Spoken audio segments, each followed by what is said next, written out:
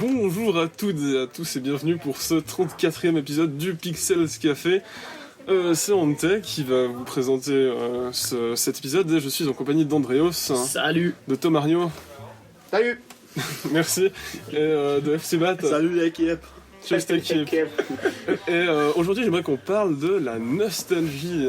La nostalgie déjà non seulement évidemment parler du jeu qui nous rend nostalgique, ou des jeux, peut-être qu'il y en a plusieurs, par exemple plusieurs étapes de votre vie, il y a eu genre un jeu qui vous a particulièrement touché à ce moment-là, puis du coup ça vous rend très nostalgique de cette époque, mais aussi un peu parler de la nostalgie dans le monde du jeu vidéo, notamment au niveau de la vente, avec beaucoup d'éditeurs, que ce soit des développeurs AAA ou bien des éditeurs des plus petits, des indés, qui vont utiliser la nostalgie, faire revivre la gloire passée de certains genres de jeux, pour j'ai vendre. un écho de Final Fantasy VII. Ouais, j'ai un écho de beaucoup de jeux. C'est même plus un brouhaha à ce stade. Et du coup, d'abord je propose qu'on parle un peu d'un ou de plusieurs jeux qui nous rendent vachement nostalgiques. Et du coup, je sais pas, il y en a un de vous qui veut commencer. Oui, alors moi je peux commencer. Le jeu auquel je pense tout le temps quand je pense à mes débuts de joueur, c'est Yoshi's Island. Ah. Bon, moi je l'avais joué sur la Game Boy, mais c'était un jeu que ma soeur avait reçu et du coup on y jouait les deux, on se passait la manette, la Game Boy quand l'un de nous deux mourait ou comme ça. Tu jouais sur Game Boy? Oui, non, parce que moi je l'avais découvert ce jeu sur la Super Nintendo de mon cousin, mais moi je l'avais pas, donc c'est pour ça. Moi aussi. Tu es pardonné, tu es fan de Yoshi's Island, y a pas de problème. Voilà, donc mais c'est un jeu vraiment qui m'a énormément marqué. Et aussi je pense à GoldenEye.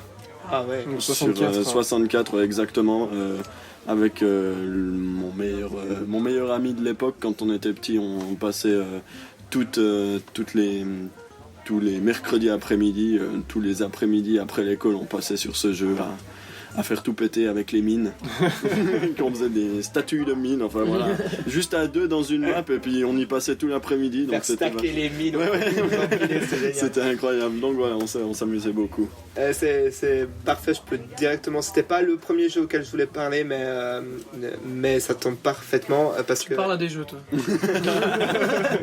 Ah ça va, hein. Duquel je voulais parler. J'espérais que ça serait tombé. Personne n'a entendu. Il n'y a pas trop.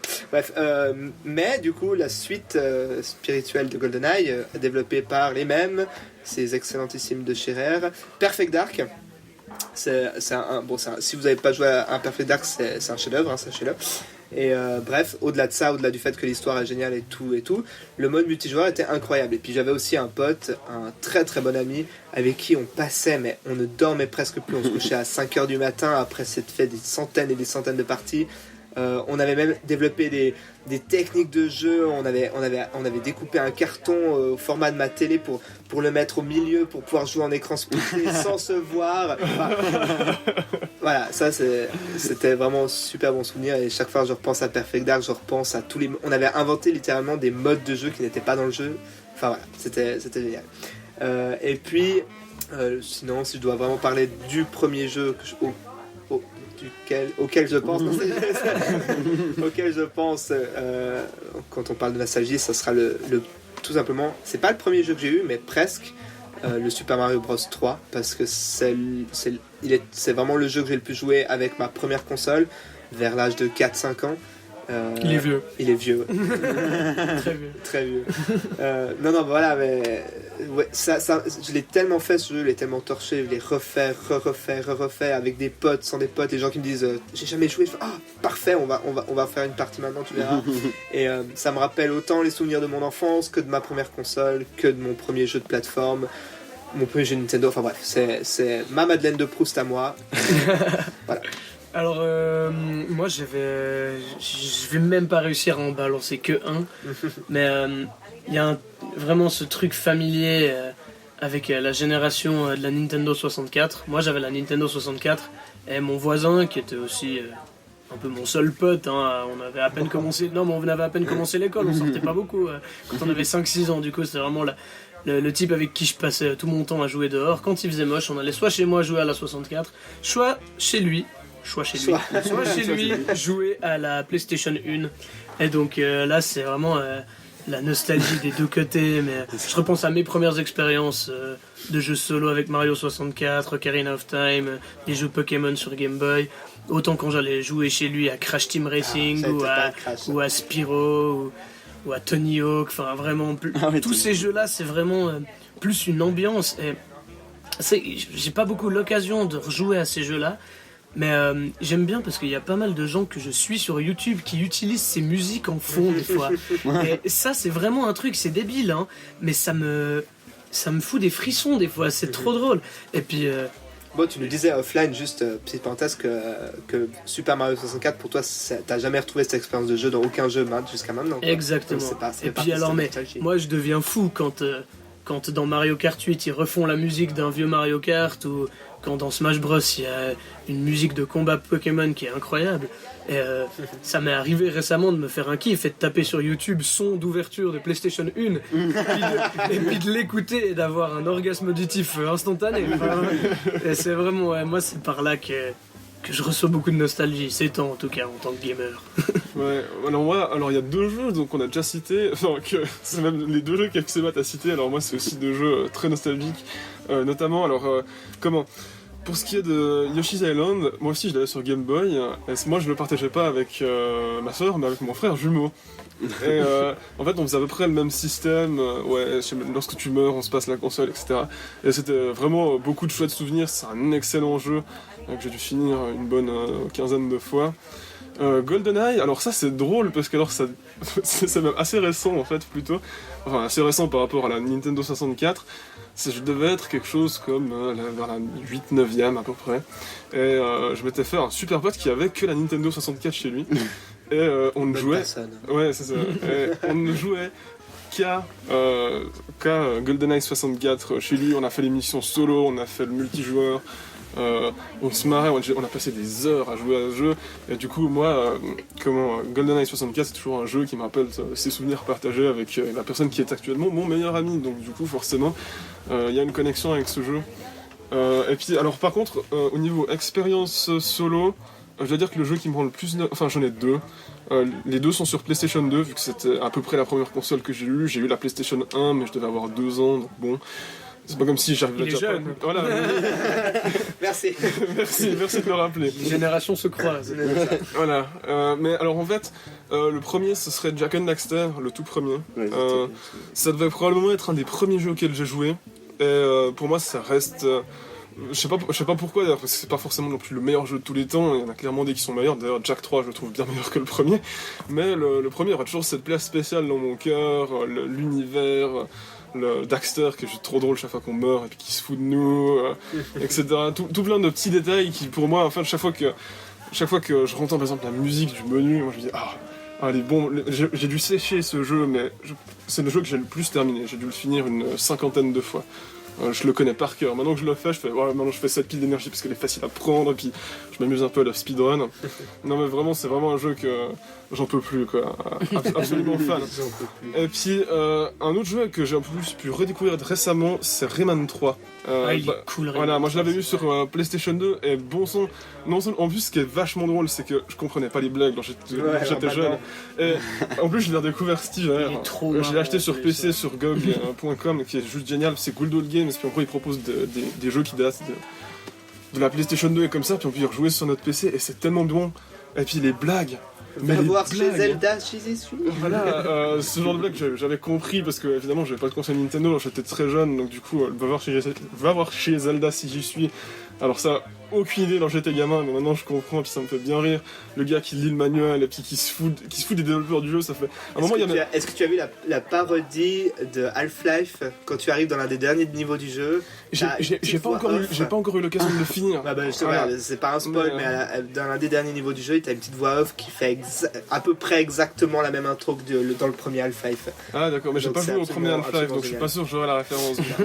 Joue au premier Half-Life, c'est le début. Voilà. Juste pour le début. Mais du coup, que ce soit les niveaux, la musique, la langue aux esprits frappés, bordel, chaque fois que j'entends cette musique, mais c'est des frissons partout, je me dis, c'est tellement génial! Et puis non, franchement, alors Rayman 3, Jak and Daxter et Yoshi's Island ainsi que GoldenEye 64, Mon Tape le torse. Ouais, mais c'est intéressant. Avant, t'as parlé du premier Jack qui, pour toi, enfin, tu sais pas.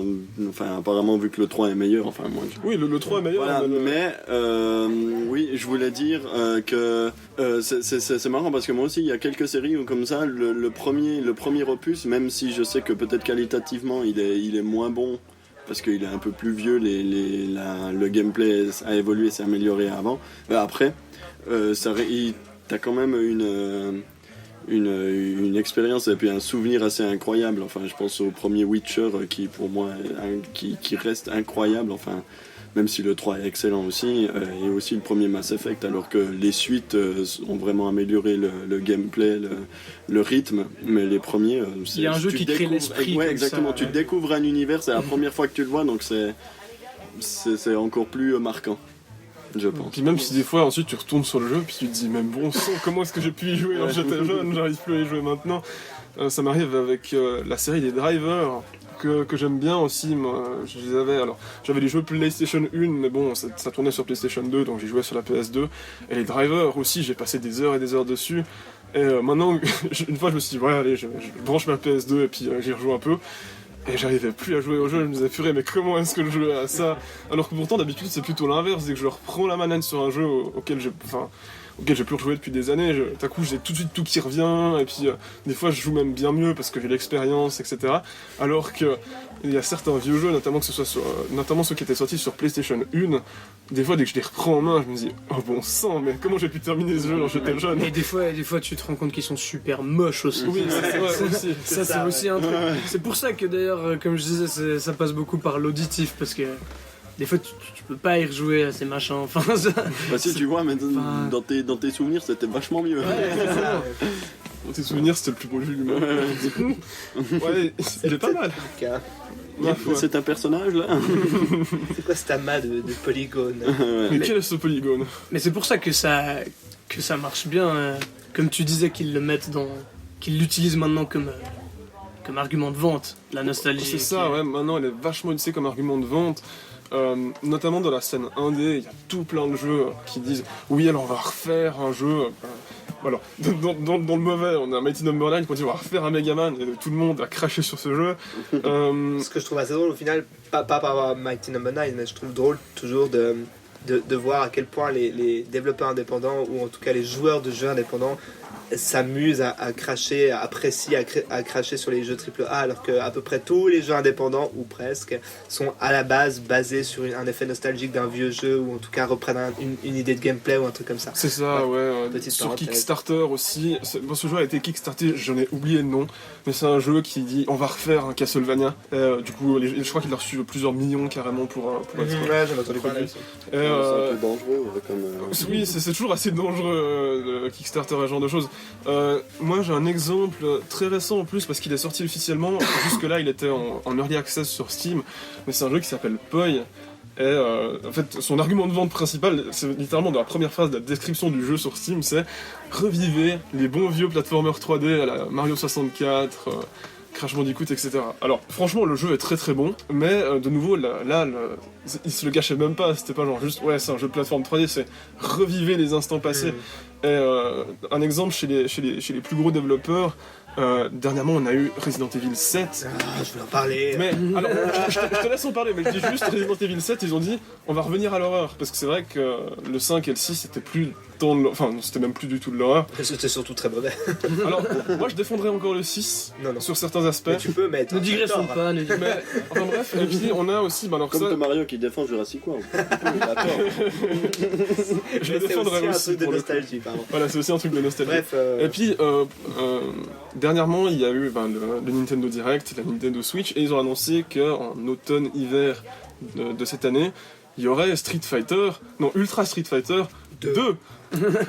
Pas ça, 5, c'est l'aberration. 2. Ça c'est l'aberration. Voilà, ça je trouve que c'est un peu une aberration, parce que... Voilà.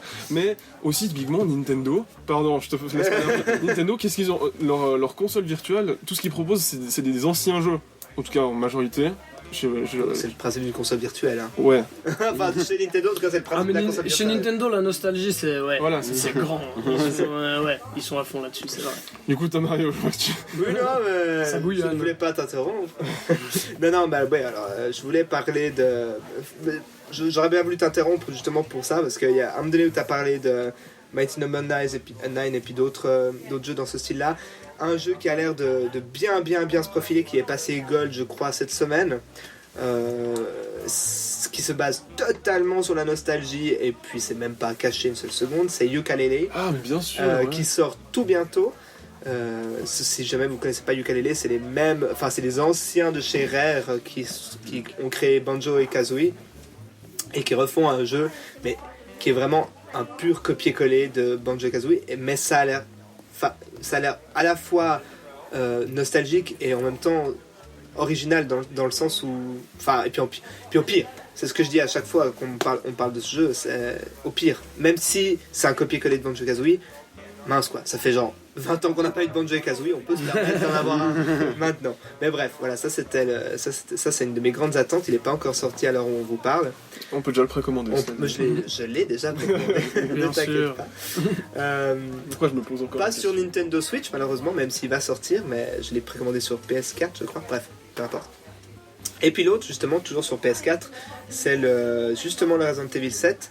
Et non seulement il y a cette idée de nostalgie de revenir à l'horreur, mais en plus, je suis en train d'y jouer, je ne l'ai pas encore terminé, mais voilà, il y a plein de références cachées, d'autres moins cachées, mais vous avez plein d'éléments de gameplay qui reviennent et c'est juste super plaisant. C'est pas des trucs qui ressemblent à du copier-coller, c'est juste des petits clins d'œil. Par exemple, à un moment donné, vous devez soulever un pont, relever un pont avec une manivelle. C'est exactement la même manivelle que dans Resident Evil 1. Enfin voilà, il y a plein de petits clins d'œil comme ça et ça fait juste super plaisir. En plus du fait que le jeu est très très bon, il fait très peur, surtout si vous jouez avec le casque virtuel. Voilà, c'est que du bonheur. Mais c'est pas pour rien, je pense que d'ailleurs ce genre de truc marche très bien. Aussi, il y a vraiment une recrudescence du jeu plateforme 2D ces dernières années qui est extraordinaire. Hein. On adore avoir, je sais pas quoi comme exemple, Shovel Knight par exemple, qui rappelle un petit peu des gameplays Mega Man ou Castlevania Ouais, ou DuckTales, et qui visuellement vise vraiment à ça, genre le gameplay pur et le visuel on le met un petit Super peu de Meat Boy côté. qui est incroyable. Super Meat Boy, il y a plein de jeux qui se mettent un petit peu dans cette ambiance-là, et je pense que ça c'est le bon côté de la nostalgie. Ou alors, comme tu disais, quand on est dans un jeu récent et puis qu'on voit un Easter egg qui nous rappelle un petit peu un vieux truc, ou des fois il y a un niveau par exemple. Dans les nouveaux Mario, un niveau qui fait peut-être référence à un ancien Mario. Dans Uncharted 4, tu peux jouer à Crash Bandicoot. Mais quelle scène incroyable! J'étais devant ma télé, mais ils ont pas osé faire ça. Et cette scène est incroyable, j'aurais pu la refaire des dizaines et dizaines d'heures. Et ça, c'est le bon côté de la nostalgie comme argument de vente, parce que ça fait plaisir à tout le monde. Et puis ça, ouais, mais ça c'est même pas un argument de vente, parce qu'il n'était même pas à tout. Ouais, non, c'est vraiment c'était totalement, juste un easter egg mais pur et un dur. gros easter egg, quoi. Vous C'est jouez à Crash Bandicoot. Un argument de Uncharted. plaisir, alors, Ouais, si on c'est peut ça. dire ça. Mais je suis d'accord que ça peut être dans un cas où on essaye de te vendre un truc en te disant que tu vas revivre la même expérience qu'un truc génial, et qu'en fait, Ouais, c'est dangereux. c'est faux. Ouais, non Bah, seulement ça te donne juste envie de renvoyer par la poste le machin et de dire non, menteur.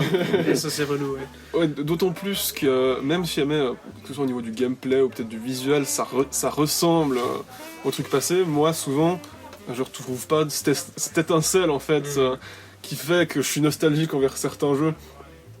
Bon là je vais reciter Poi de nouveau, mais alors autant c'était un jeu qui était fabuleux, qui était fou comme tout, qui était vachement bien pensé, qui était bien fait, mais il y avait jamais enfin je vais réutiliser le terme d'étincelle, mais il n'y avait jamais cette étincelle qui, dans les plateformes 3D auxquelles j'ai pu jouer lorsque j'étais gosse, qui me disait ah c'est tellement génial. Là je me dis juste ouais j'ai déjà joué à ça, c'est cool, mais non c'est justement des dangers avec la nostalgie, c'est à vouloir faire trop nostalgique, au final on fait exactement la même Tu chose. reviens en arrière, enfin, tu progresses pas. C'est ça, mais ce que je veux dire, c'est que tu fais exactement la même chose que tu faisais, que ce qu'il y avait avant, et du coup, c'est pas forcément ça qui fait une bonne nostalgie. Moi, je trouve qu'un très bon truc, c'est de prendre les joueurs par rapport à la nostalgie, typiquement Resident Evil 7, mais proposer quelque chose de neuf, C'est-à-dire on va vous faire revivre les expériences que vous aviez eues lorsque vous étiez plus jeune, mais on va faire un truc nouveau avec ça. Pour citer un chef-d'œuvre du cinéma qui est sorti récemment, comment peux-tu... Ça me fait marrer. Comment peut-on être révolutionnaire si on est traditionnaliste? Ouais, c'est ça. Il y a toujours un peu cette limite. Et c'est ça que je trouve vachement intelligent, c'est qu'il y a certains jeux qui jouent pas mal là-dessus, et ça donne des jeux qui sont vachement cool, ou en tout cas qui non seulement nous rappellent des gloires passées, entre guillemets, mais qui en plus nous font découvrir des nouveaux horizons. Du coup, c'est sur ces mots qu'on va conclure cet épisode du Pixels Café. Vous pouvez nous retrouver sur notre site www.pixels-association.ch. Et si vous êtes nostalgique de Pixels Café, vous pouvez revoir les tout premiers épisodes. Exactement. Il y a une playlist pour ça sur notre chaîne YouTube. Vous pouvez vous abonner pour voir les prochaines sorties de Pixels Café. Peut-être qu'on fera des références à d'autres Pixels Café pour Mon Dieu, vous les vendre l'inception. sur la nostalgie. Aussi, n'hésitez pas à aller sur notre page Facebook qui sera dans la description. C'était Ante, Andreios, Tomario et FCBat et on vous dit ciao ciao. Salut. Bonne soirée. Ciao.